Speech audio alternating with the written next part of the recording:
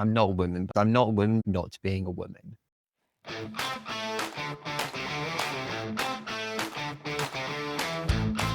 Hello and welcome to the Price Writers podcast with me, Catrin Townsend, and Jeremy Keating. Join us as we explore the world of insurance-related books, offering our insights and recommendations. With the holiday season upon us and the end of year in sight, I thought we'd run down the books that we've read this year. This is going to be a bit of a mixed bag. They're not all insurance-related, but they are ones that we've enjoyed. Kick us off. Jeremy, how did you do?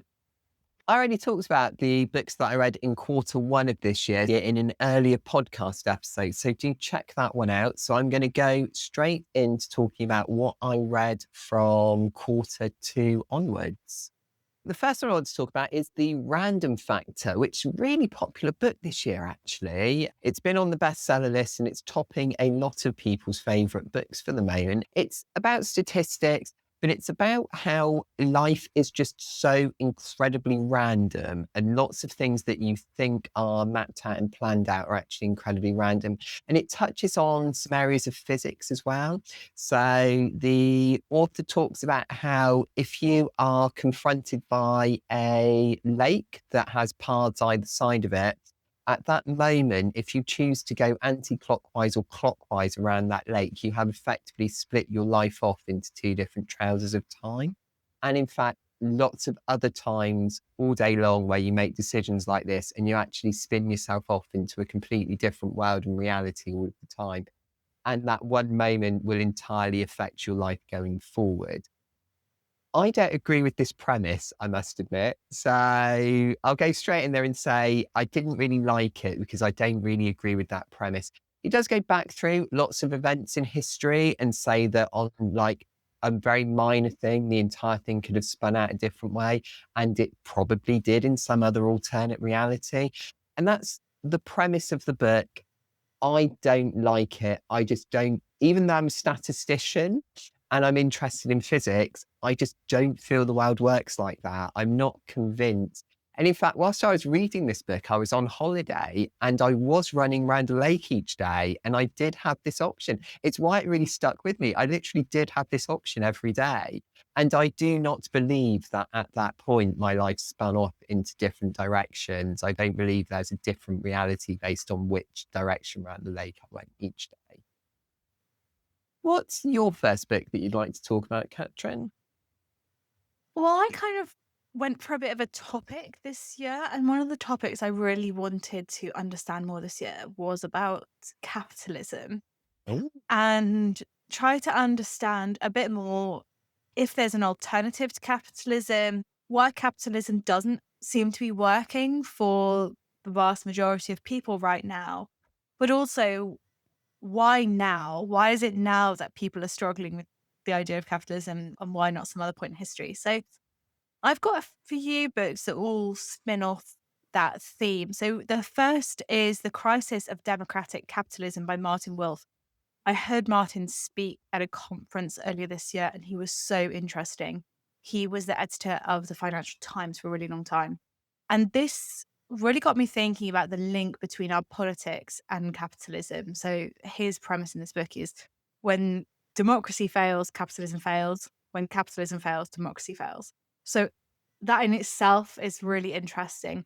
It was a bit of a slow read in that there are some sections where he's listing off quite a lot of statistics or lists of countries where things have occurred. mm. But the concepts in the book are really quite powerful. And he doesn't offer a political opinion as much as an overall diagnosis and a few non-partisan solutions. So that's a really, really good one. I also read Money, The Story of Humanity by David McWilliams. And this was a big book last Christmas. It's about the story of money and with it, the story of capitalism, from metal coinage to the complicated financial instruments that ultimately have led to a lot of leverage today. So again, a long read, but quite an interesting journey through time. And in particular, he talks about the change from the gold standard in America and Okay. how Wow. that has really changed the world in modern history. I was at the start of the 70s. Richard Nixon took them off of the gold standard. Is that right? It was a little earlier than that. So some people believe that The Wizard of Oz was a book that was all about that debate about the move from the gold standard. I was thinking about the change to fiat money at the start of the 70s. Mm. You would have read all of this in your books. Yeah, a really interesting journey through time. I actually read 3 books on a similar subject this year. Exciting. Tell me about those. Yeah, okay. I read It's Okay to Be Angry About Capitalism by Bernie Sanders. So I thought this was great, actually. I really liked it. It is very US focused because, of course, Bernie Sanders is US, but I think there's a lot that one can take away from it to other countries as well. Bernie Sanders is actually really popular in the US, and I do think if he'd run for president, he might well have been in with a very good shot of winning. He does go through quite structured, lots of ways we could change society for the better, lots of ways that we could actually collect reasonable taxation off of everyone fairly, including the wealthy, and also ways that we can bring back more community spirit, particularly in workplaces. And that's something that really has declined, particularly in my lifetime, actually. But the idea of people working together in communities and joining working groups to actually help each other in their communities is a great idea. So there's lots of really good ideas in here. I read that book last year and I thought it was really good. I did really enjoy it. I don't agree with everything he said.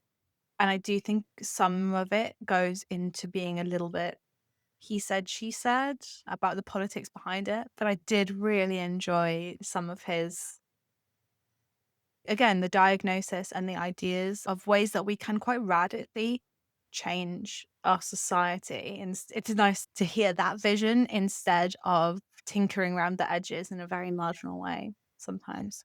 I do agree with you. I think it's good that there are lots of actual quite trailblazing ideas in there and things to try. Like a lot of books by politicians, it does tend to leave you feeling like they feel every single step of the way they might made the correct choice and everyone else around them messed it up for them. And yeah, there is quite a bit of rumour milling and stuff that you wouldn't actually be able to prove, or people will say it's different. That's how Bernie recollects it. Yeah, I read one book by a politician this year, which was Politics on the Edge by Rory Stewart. And I definitely came away from that thinking of, whew, that's potentially quite revisionist. It definitely cast him in a very, very positive light, of course, and Yeah. definitely how Rory remembers it. But it was interesting. And what I liked about it is, again, this diagnosis of actually there's something really quite fundamental that's broken about our society now. This is almost the reason why things that used to work in the past no longer work. And I think that Mm. that is one thing that I've been really keen to explore this year throughout my reading. Yeah, I really like Rory Stewart as a person. I've read that book as well last year, and Have you? I I didn't know that. I read it last year. Oh, Yeah, yeah. fun. Yeah, I read it last year. I think I talked about it on my rundown of books, but I'm not expecting you Okay. to have memorized every single one. I do agree with you, though. He again comes across as I made the right decision every step of the way. And the forces of everyone else with their like terrible ideas is why everything went wrong. And it's a bit, though he does admit to quite a few personal gaffes, actually. He doesn't really admit to any policy mistakes ever in the whole time he was in government. Mm. Slightly hard to believe. And then I read a few books on consumerism rather than capitalism itself. So I read Retail Therapy, Why the Retail Industry is Broken and What We Can Do to Fix It. And I also read Less by Patrick Grant. So he's the guy from The Great British Sewing Bee. And that book, again, it was pretty long, but his ideas around reusing, reducing that clothing, in particular, it's not just clothes, but predominantly in that area. And I think that's really interesting because for so long, capitalism has been equated to consumerism. And particularly in Patrick's book, he really explores what would happen to the economy if we consumed less. Is it possible to have a capitalist society that still has an economy that grows and works for people if we consume less? And I think most of the time we're told that the answer is no. If we stop consuming, then the world will fall apart. But actually, he presents a vision that appears to work. And it's all about consuming less frequently, but more thoughtfully. And I actually really like that because it gave me a lot of hope that there's another way instead of just Mm, having to continually buy in order to prop up this economy that mm. really a lot of people don't benefit from. And so I love that book. I read a book called Less is More, which is on a very similar theme to less. So, again, the idea being that in fact we could consume less and actually have better lives. And I find it quite interesting. I find the actual word capitalism has kind of changed meaning during my lifetime. I think it used to be the idea that we tie up money into useful things that will generate a return or at least not degrade our wealth over time. Whereas a lot of consumerism is the opposite of that. It's the production of useless things that are a waste of capital and a waste of money. And you do wonder in some ways how much that does drive our inflation, how much it drives the fact that people are having to shop more merely to own things. There is an example in the book that goes into the quality of clothes and how over a century they have degraded in quality. So although they're cheaper, you actually have to buy many more clothes. So there was a time, say in the 30s, you might buy a very expensive coat that lasts many years, whereas now you'd likely buy a coat that might last a year. So although the one from the past possibly cost 5 times more, you might well have got 10 times as much life out of it. And our inflation numbers don't really reflect that. So on paper, we think that all of our goods are getting cheaper and therefore we're all a lot better off and we're all producing so much more. But ultimately, if it's useless, that's the opposite of capitalism. It's just wasting our resources. Mm. The reason this idea about consumerism, this constant consumerism, really resonates with me is that 2-ish years ago, I started on a decluttering mission for my Mm. home and my own life. So I really was quite ruthless, kind of maybe sparked a little bit by Marie Kondo, but I ended up using some slightly different methods to hers to reduce the amount of stuff in my house. I feel like so many other people, particularly women, you feel like you're trying to manage this home as well as obviously working and kids and all the other things you got going on. There was just so much stuff in it. And I finding it really tricky, even things like putting the laundry away was a massive task because there was no space in the drawer and I was trying to cram Yeah. everything in all the time. I'd go to put the groceries away and all of these expired cans, so many cans of tinned pineapple. I don't even need tinned pineapple, which would be filling up my cupboards. And so I really went through quite a strict decluttering phase and my home feels a lot better for it. And maybe we can talk about this in the future. It's not related to insurance, but it's really changed how I think about processes and particularly how I use my own time and space. It definitely taps into kind of my operational research. Can I make this more efficient Mm. mindset? So I did that decluttering and actually now I just have to kind of maintain that. But one thing that I'm always really conscious of now is that I'm not buying as much as I used to because getting rid of it is such a pain. Yeah. But Yeah. I was saying this to a friend last year and she was like, yeah, but if you don't buy it, then like if we all did what you did, then the economy would crash. And I was like, oh, is that true? So I had a bit of a think about it. But yeah, I really like Patrick Grant's book in particular because it does actually give you a clear and clearly viable alternative. It's not just about how much we buy, but also what we buy. And he's got a really clear vision that shows that you can consume less, but still in a way that supports economy and doesn't watch the whole world burn. So I really Mm. like that. And then the final book that I want to talk about, kind of on this topic of money and society, is Inheritocracy by Dr. Eliza Philby. And this book is all about the bank of mum and dad, Mm. partially. So it's less about inheritance as I would see it, which is someone has died. And it's more about if people are still alive, but distributing their estate to others while they're alive. So it's particularly the bank of mum and dad, but it's also non-financial giving, allowing Mm. adults to stay in your house while they save up for a home deposit, or Perhaps it's helping out, looking after grandchildren, for example. So there's a lot of examples of parental help and support, both financial and in terms of time.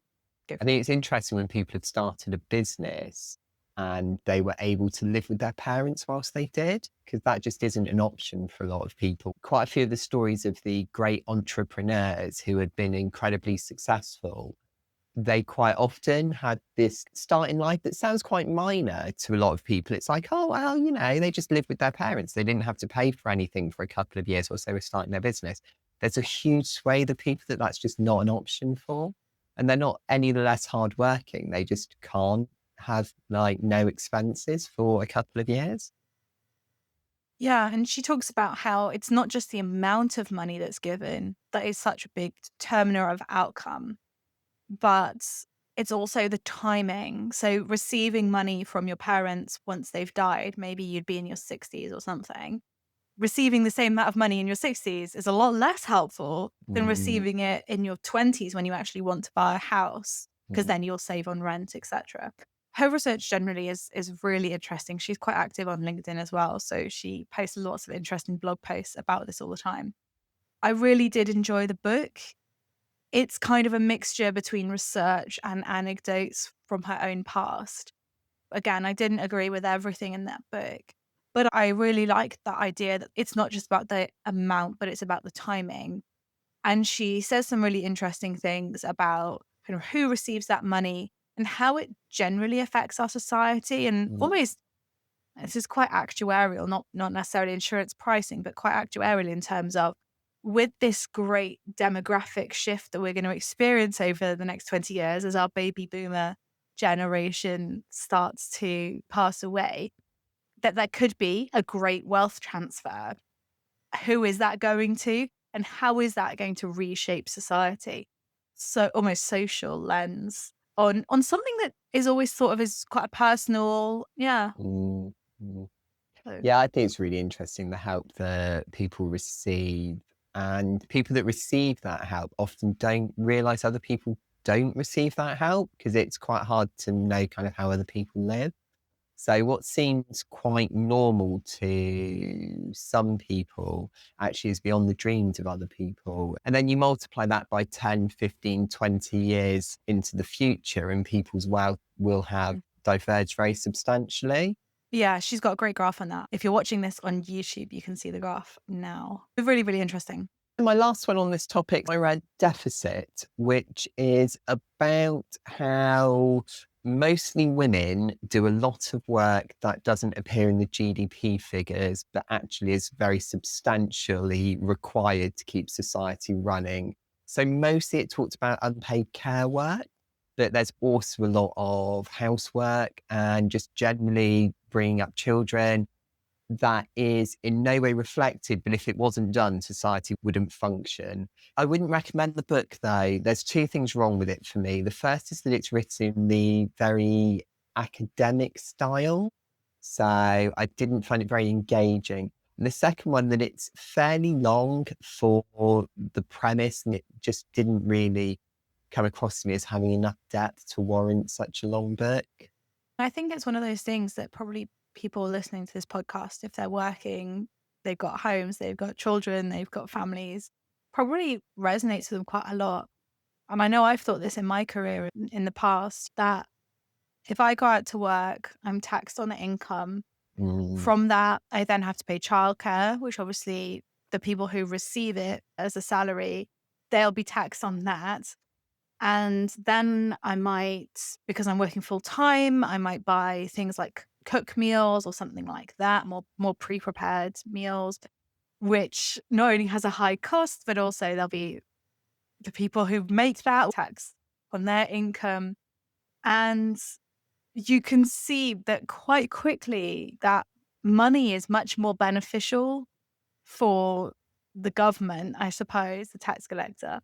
Whereas if I just didn't work and I did those things by myself, I cooked my own meals, I looked after my own children all day, every day, quite a lot of that additional consumption suddenly disappears. Disappears, I say in inverted commas, I suppose, because obviously I'm still doing the same thing, obviously, still feeding my children, I'm still looking after them. It's just the person who does it really matters. And I think this kind of links into the idea and maybe the difference between consumerism and a functioning society. It sounds like that book kind of highlights that maybe from a slightly different angle. It does. And it also talks about how a lot of social provision, such as childcare, may actually be described as a burden for the state. Often we think of it as, oh, there's high taxes and all this social provision and so on. But actually, if the government is not doing that, people are having to do it. That work still exists. People are having to do it unpaid, and you run into exactly the problems you just described. So actually, we ought to consider them a net benefit to society, not a drain on society. Mm, that's really interesting. Mm. I read a book about women in society by Victoria Dutchman Smith called Hags. So it's kind of a slight different spin. It's all about the role of middle-aged women in society. I didn't agree with all of it, but I did really appreciate some of her ideas on why we sometimes seem to relegate middle-aged women to witches. And we call them things that are derogatory, Mm. but based on their power or what they say. And so it's very similar to the idea of In Defense of Witches, which is a book I read a couple of years ago. Why are middle-aged women in particular very, Maligned. why are they maligned? Why do they in particular receive quite a lot of vitriol from social media, etc.? I think I'd probably want to revisit it in a couple of years' time, Okay. potentially, just to see if a little bit more resonates with me. I don't quite fall into the category of hag Okay. yet. But Is it how women are demonized, like middle-aged women are demonized? That. yeah, so she talks a bit about, for example, Mary Beard, who receives so much Oh, vitriol that's for true. how she Yeah. looks, how she's too outspoken, how she's too bossy, or there's so many horrid words we use specifically for women. But also it's about how women have internalized this misogyny as well. So young women often don't listen to middle-aged women because they're like, oh, well, I'll never turn into you type thing. It's like, Mm. you will. Mm. You will. So yeah, it's quite interesting. It does talk a little bit about the intergenerational conflict that women have. And she talks a lot about nursery rhymes and how that in itself perpetuates these things like the evil stepmother, the wicked Mm. witch. These are all women who are shown as being aging compared to the youthful beauty of Snow White or Cinderella or whoever it is. And she does highlight that we use this aged or aging woman as kind of a bogey. I say bogey man seems like the wrong gender for that, Yeah, but you know what yeah. I mean? As a kind of a totem on which lots of negative views of women are hung and not lots of negative things in society are hung as well. There's a lot of nursery rhymes and fairy tales that demonize women, actually, isn't there? Like Hansel and Gretel. There isn't really a male equivalent, is there? There'd be the hero in the story or the Yeah. father of the hero. Yeah, you think about wizards in stories, and it's like Merlin. Oh, he's a wise old person. But the witch is, oh, she's bad, and it's not seen as wisdom. Often the middle-aged man will be led astray by the new wife and things like that. So, Yeah, you gotta hate this middle-aged women, apparently. So, yeah, apparently so. yeah, so an interesting book. I also read Minority Rule by Ash Sakar, which again is slightly more societal and talking about the contrary to some newspapers, the minority don't actually rule, but why do we think they do, or why does the media portray it as they do? Okay. Similar in this idea on who we demonize. I guess that's maybe the theme of this section is like, who do we as a society demonize or think negative things about, and why is that? And I read David Baddiel's book Jews Don't Count, and this Okay. is so interesting. I read it in 2 days. It's quite a Mm. short little book, but it's so well written. It's funny in parts, it's sad and shocking in parts, and it really made me think about the dual nature of how we talk about different groups of people. And this relates both to Jewish people, but also about some minorities, generally like women, for example, that women, we say they need to be protected. But equally, Yeah. we hear people say that women are too powerful and there are too many women CEOs, and is that tokenism and are they qualified and all of this? And it's like, well, are we too powerful or are we not powerful enough? Not sure. And David Vidal says a very similar thing with Jewish people. A really fascinating read. And I'm not Jewish, but I found it really thought-provoking. He actually says that anti-Semitism that's out and out is quite straightforward to deal with. Oh, I see. But it's more about the insidious Yeah, anti-Semitism. It's okay. the fact that Jewish people are both all-powerful, but also Mm, seen to be scrounging on society. So it's about this duality that we can't seem to quite reconcile. And like I say, small aspects of this apply to women as well. But as you'd imagine with David Baddiel, it's equally funny and touching and mm. hard-hitting. Feels like it's often that simultaneous nature of sort of too powerful, too rich, too wealthy, and also taking more from society than they give back. It's Mm. definitely how people talk about women, isn't it? It's a really interesting duality that he explores Yeah. so well. And also Hags by Victoria Dutchman Smith explores really well this duality of, are middle-aged Mm, women too powerful or not powerful enough? Are they totally irrelevant and we can ignore them? Or are they the wicked witches and the queens of the world who are mm. actually hoarding all the power? So that really interests me this year. I read Women in the Picture, which probably has similar themes to it, actually. And in this one, it's how often art has not been produced by women, how women have been marginalised when it comes to the production of art, but are very often the subjects of art, and how they are often quite problematic in the way that they're portrayed in art. And how it would feel, as I'm not a woman, but how it would feel to actually see some of these depictions in art galleries or sculptures on the street that actually depict quite degrading treatment of women. And it really made me think a lot more about art and the history of art and the gender politics that comes with art as well. So I do recommend it for people that are interested in art and interested in gender politics. Mhm. Again, you see the duality coming out there as well, don't you? You know, a lot of art, I'm just trying to think of pictures of women, and I feel like they tend to split in either Madonna type complex, Yeah, very definitely. pure, beautiful, Yeah. young, definitely with blonde hair. You can tell I was never picked to be Mary, can't you? And then the school nativity. Still slightly bitter about it. No. Um, or they fit into that maybe Jezebel Mm, category of, or Medusa. I'm trying to think of other artworks that show women as being, like you said earlier, kind of tempting other people or a problem. So yeah, it feels like art as well has maybe that same lens. yeah, I definitely think that is the case. I also read How to Own the Room. So it's a book on public speaking. It's specifically aimed at public speaking if you're a woman. Now, I appreciate I'm not a woman, but I do find books on public speaking a really good thing to read. It's something I do quite often.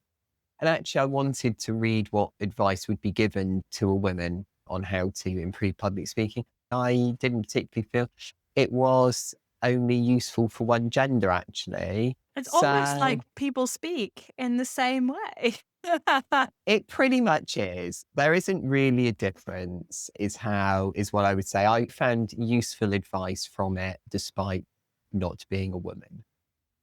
Well, one book that I did think maybe touched a little bit more on insurance-ish themes that I read this year was called A Terrible Thing to Waste: Environmental Racism and Its Assault on the American Mind. And if you have followed the stories of Love Canal or environmental liability stories where big companies and in some cases the state has dumped sewage or problematic, dangerous material Mm, into areas that this book shows are predominantly populated by minorities, whether that's yeah. Native Americans or African Americans. Mm, And in fact, they did linear regression. And they say in the book they did linear regression, which I love. But they said that the outcome of that couldn't just be attributable to poverty. So it wasn't just because these areas were poor. And in some cases, the areas were actually fairly middle class. Of course, not that it's socially acceptable to dump nuclear waste or lead in poorer areas either. But that historically has been given as a reason. It's cheaper land, etc. But she's actually shown that it's not just about income or poverty. Race does have a statistically significant parameter in that model. So there is something about it being an African American or Native American Hispanic area. So this book was really interesting, and it got me thinking a bit more about potential liability claims, latent claims coming out of some of these areas that might unfold or not. You never really know, obviously. But I thought that was interesting, and probably the most insurance relevant book I've read this year that we haven't already talked about on our podcast. Okay, quick editor's note, this video is getting way longer than I intended, so I'm going to split it here and make a part 2 covering history, fiction, and some other miscellaneous books. Stay tuned, it's coming soon.